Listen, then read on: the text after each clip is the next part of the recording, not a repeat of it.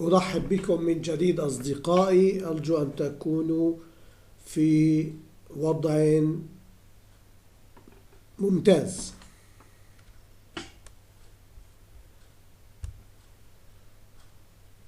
I welcome you, my friends. I hope you will be in an excellent position.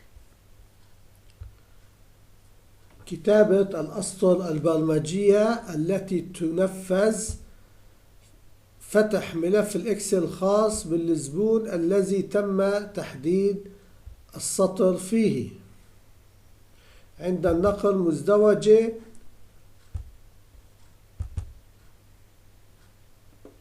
على الماوس.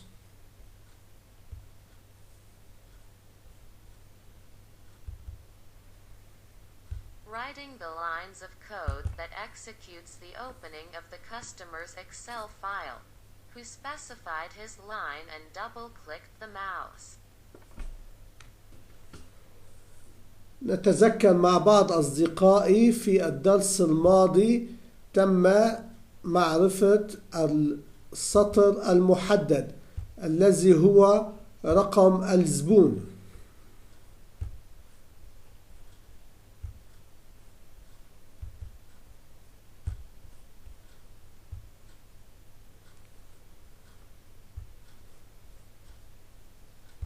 We remember with some of my friends that in the last lesson we learned the value of the specific line, which is the customer number. نتابع مع بعض. السطر الأول من هذه الأسطر البرمجية تم تعريف المتغير، ثم السطر الثاني تم ربط قيمة الأداة مع المتغير. إذن حصلنا على رقم الزبون أو على اسم ملف الإكسل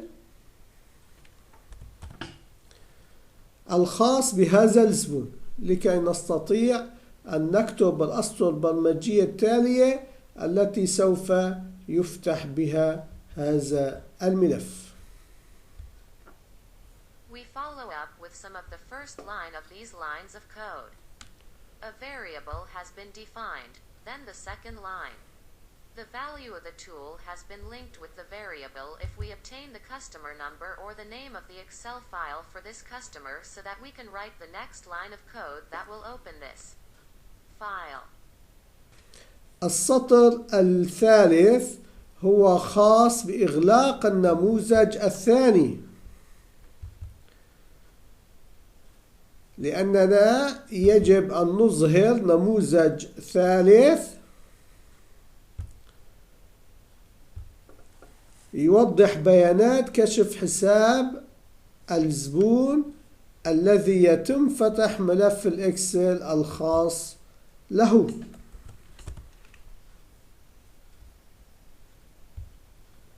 The third line is for closing the second form because we must show a third form that shows the account statement data for the customer whose Excel file is opened.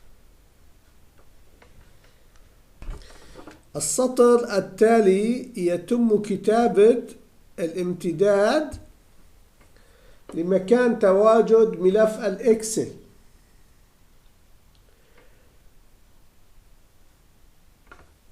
الذي تم حفظه، وربط هذا الامتداد مع المتغير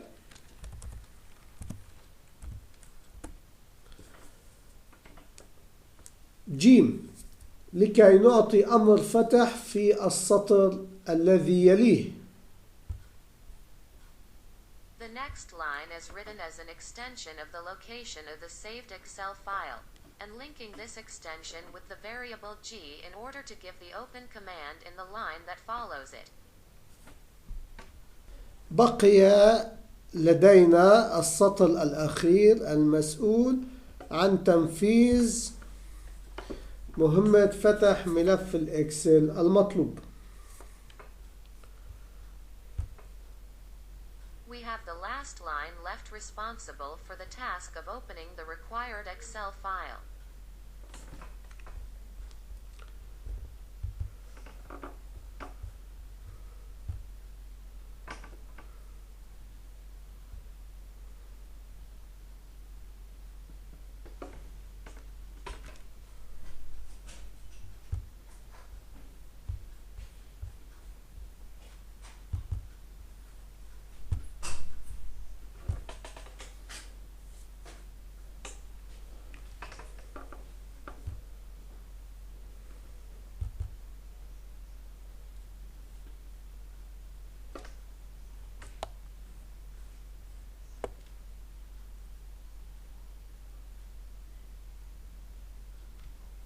عند تنفيذ الأسطر البرمجية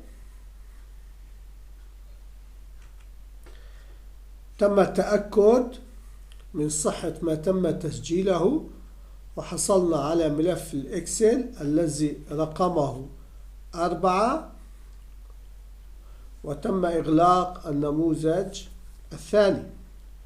نلتقي غدا إن شاء الله. إلى اللقاء.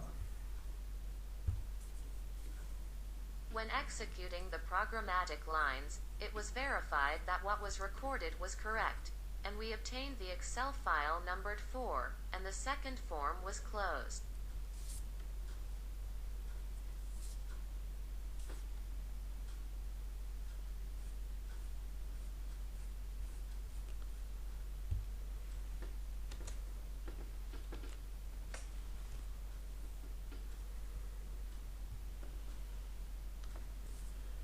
نلتقي غدا إن شاء الله. إلى اللقاء.